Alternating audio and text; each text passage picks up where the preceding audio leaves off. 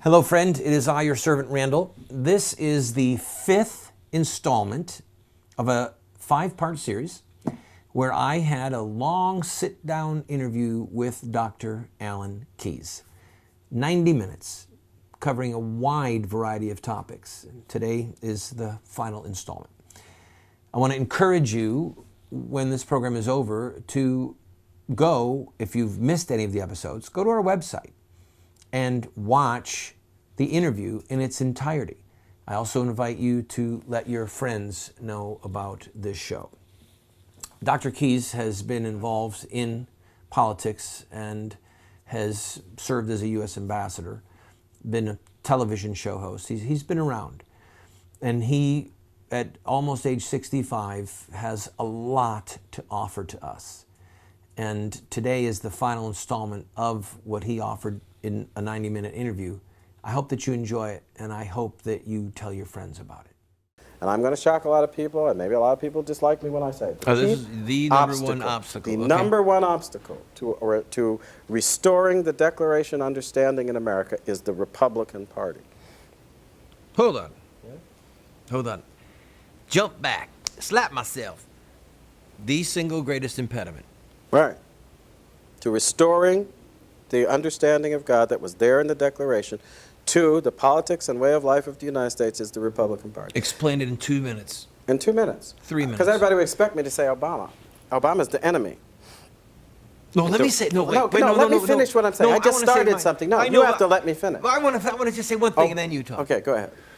An enemy outside of your camp makes you vigilant.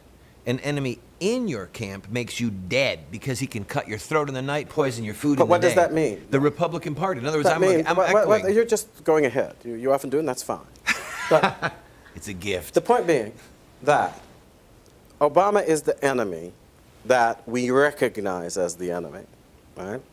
And when we look at Obama, everybody, as a matter of fact, in that sense, Obama has been almost like a gift to a lot of people around America. He's waking them up. He's making them see that tyranny is possible, that it's coming, that it's already at work, that it's trying to kill cattle and destroy families, that it's hard at work to destroy the moral foundation. Obama is the enemy that we recognize, okay? What is the Republican Party? The Republican Party, actually, they tell us that they're the guys defending the walls. They're the guys who are going to keep the walls in repair, that are going to send the troops out to stand on the walls and keep the enemy out, and so forth and so on. If it turns out that they're lying, and that in point of fact they're collaborating with the enemy, who poses the greatest danger?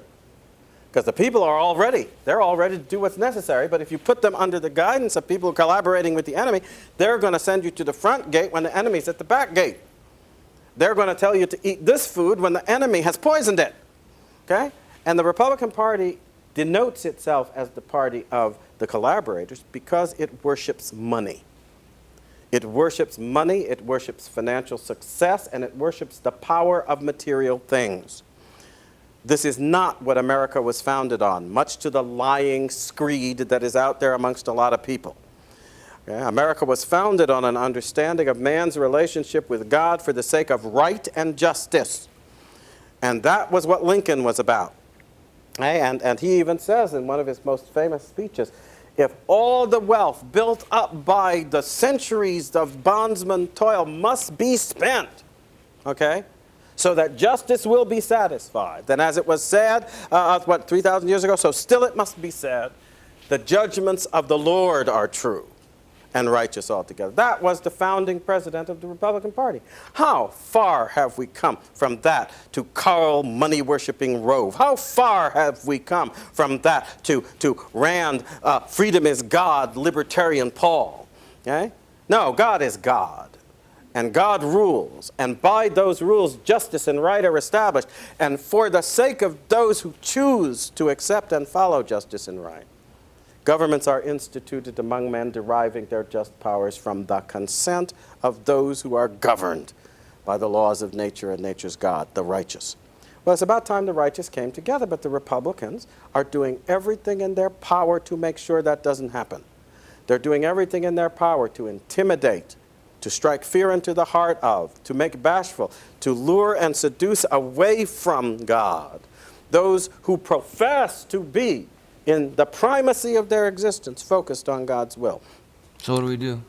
Well, I actually have a practical approach that I've been pursuing for months. I think 2014 election is critical. I think Obama actually becomes the focal point around which you can rally people to resist the tyranny that is coming, and everything about it, including the rejection of God that is involved in it. But the Republicans won't do it. Have you noticed that? They don't want to make Obama the focal point of the election in 2014, even though that would probably galvanize people across every line, race and everything else, you know, except possibly for black Americans, I don't know. You would find responsive chord in every other group in America saying, oh, this guy's not what we thought. This guy's a liar. This guy's an incompetent. This guy has been attacking our troops and destroying our security and bowing to our enemies and helping those who are trying to destroy us. Yeah, do I want... So what? I often ask people, think to yourself, how many people do you know who, if they could snap their fingers and Barack Obama would no longer be president, would snap their fingers? I think we'd have people snapping their fingers in every place, every crazy creek.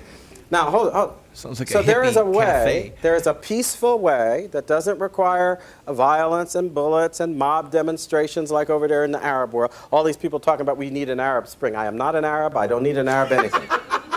Okay, I don't mind the Arabs, but I don't want their spring. We don't need an Irish Spring, let me say but this. not an Arab Spring, no. We don't need an Arab Spring. We need an American fall. We need an American autumn, okay?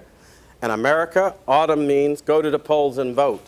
And this time we need to go to the polls and vote to remove Barack Obama and Biden and all their collaborators and cronies from office. Oh, we can't do that.